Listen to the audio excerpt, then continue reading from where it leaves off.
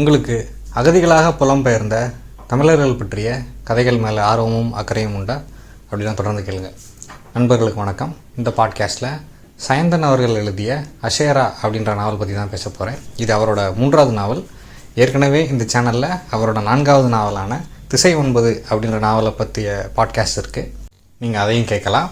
இந்த நாவல் அஷேரா ஈழத்தில் 1975க்கு பிறகு அங்கே செயல்பட்ட அத்தனை இயக்கங்களையும் மென்ஷன் பண்ணிட்டு தான் ஆரம்பிக்குது. இத்தனை இயக்கங்கள் தனி ஈழம் கேட்டு போராட ஆரம்பித்தாங்க அப்படின்னு சொல்லி தான் ஆரம்பிக்குது.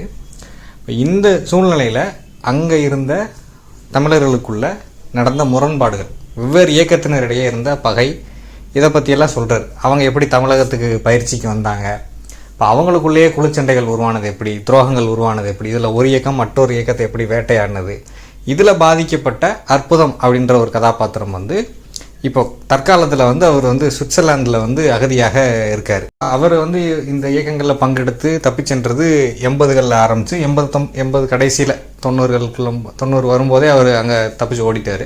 அப்புறம் ஒரு தலைமுறை காலம் விட்டு 90களோட கடைசியில் இயக்கத்தில் செயல்பட்டு அப்போ மீதம் இருந்தது ஒரே ஒரு இயக்கம்தான்.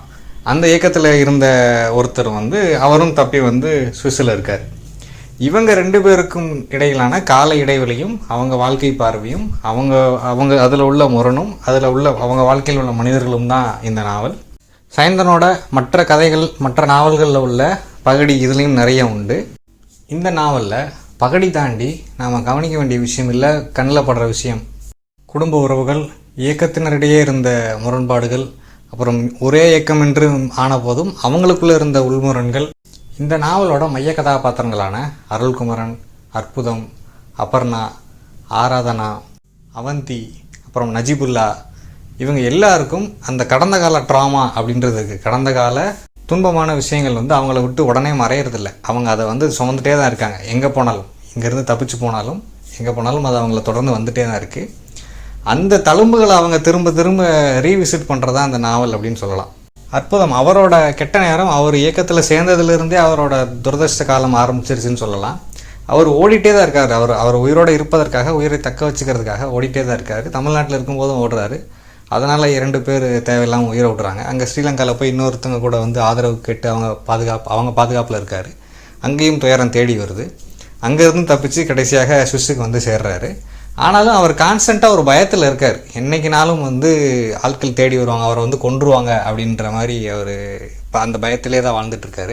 அவர் மற்ற தமிழர்கள், அங்கே அகதியாக வரக்கூடிய தமிழர்கள்கிட்ட இருந்து மறைக்கக்கூடிய ஒரு விஷயம் இருக்குது. அதை கடைசியாக அவர் சொல்லிடுறாரு. அதை எடுத்து அருள்குமரன்ட்டு அதை காட்டுறாரு.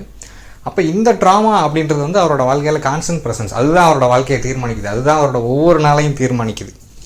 அருள்குமரன் ரிலேட்டிவ்லி அதோட பெட்டரான ஒரு இடத்துல இருக்கான். ஆனால் அவனும் அதுக்கு விதிவிலக்கல்ல. அவன் சின்ன வயசாக இருக்கும்போது அவங்க குடும்பத்தில் நடந்த சில துன்பகரமான விஷயங்கள், அந்த இது அவனை துரத்திட்டே இருக்குது. அவங்க அம்மா வாழ்க்கையில் நடந்தது. அவங்க அப்பா ரொம்ப சீக்கிரமே இறந்து போயிட்டார், அம்மாவும் இறந்து போயிடுறாங்க. அவனை ஒரு பெரியம்மா வீட்டில் தான் வளர்கிறான். அங்கே அவனுக்கு அவனோட வயதிற்கு முன்பாகவே இல்லை, அவனோட வயதுக்கு பொருந்தாத அங்கே ஏற்படக்கூடிய அனுபவங்கள், அப்புறம் அவனுக்கு வகுப்பில் கிடைத்த காதலி, இந்த மாதிரி இதெல்லாம் சொல்லிகிட்டே அவன் எப்படி இயக்கத்துக்கு வந்தான், அப்புறம் எப்படி இங்கே தமிழகத்துக்கு வந்தது, பிறகு திரும்ப ஸ்ரீலங்கா போனது, திரும்ப தப்பி வந்தது, இப்படி அவனோட கதைக்கும் ஒரு கிராஃப் இருக்குது. அவனும் ஒரு கான்ஸ்டண்ட்டான ஒரு இதில் தான் இருக்கான். எப்போதுனாலும் அவன் வாழக்கூடிய வாழ்க்கை அப்படின்றது எவ்வளவு ரிஸ்கானது அப்படின்றது அவனுக்கு தெரியுது. இந்த கதையில் அற்புதம் மற்றும் அருள்குமரனை தொடர்ந்து நாம் மீட் பண்ணுற இன்னொரு கதாபாத்திரம் அபர்ணா. அருள்குமரன் அவங்களுக்கு தற்செயலாக ஒரு உதவி பண்ண போகிறான். அதனால் அவனுக்கு ஒரு பிரச்சனை வருது. அதன் வழியாக தான் அவங்க கூட அவன் நட்பாகிறான். இப்படி அவங்க வாழ்க்கையில் உள்ள அவங்க எப்படி அங்கே வந்தாங்க அப்படின்ற அந்த ஸ்டோரி இதில் இருக்குது. போருக்கு பின்பு வெளியான நாவல்களில், கதைகளில் காண கிடைக்கக்கூடிய விஷயங்கள் இவங்க வாழ்க்கை வழியாக நம்ம தெரிஞ்சுக்கிறோம். அற்புதம், அருள்குமரன் மற்றும் அபர்ணா. இதில் மற்ற 2 கதாபாத்திரங்கள் இருக்காங்க. நஜிபுல்லா அப்படின்னு சொல்லி ஒருத்தர் இருக்கார். அவர் முன்னாள் தாலிபான். அவர் ஒரு இளம் தாலிபானாக இருக்கும்போது செய்த ஒரு காரியத்தை அவர் மறக்க முடியாமல் அதனாலேயே ஒரு வயலண்ட்டான ஆளாக இருக்கார். அந்த இதுவும் இந்த கதையில் சொல்லப்படுது. அப்புறம் ஒரு சிங்கள பெண் ஒருத்தங்க இருக்காங்க. அவங்க புலிகள் கூட சேர்ந்து போராடிருக்காங்க. அவங்க பேர் அவந்தி. அவங்களோட கதையும் இதில் இருக்குது.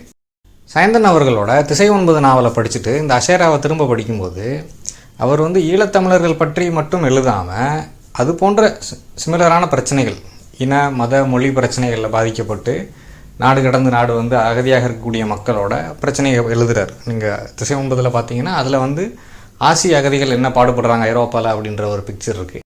இங்கே இந்த நாவல்லையும் வந்து ஆப்கானிஸ்தான்லேருந்து வந்தவங்க, ஈவன் சிங்களவர்கள் அங்கே ஈழத்திலே இருந்தாலும் அங்கே வந்து 2ஆம் தர குடிமக்களாக நடத்தப்படக்கூடிய சிங்களவர்கள் இருக்காங்க. அவங்க இந்த காசு கூட எம்பத்தைஸ் பண்ணுறாங்க, ஈழத்தமிழர்களோட காசு கூட எம்பத்தைஸ் பண்ணுறாங்க. அவங்கள பற்றின ஒரு பிக்சர் இருக்குது.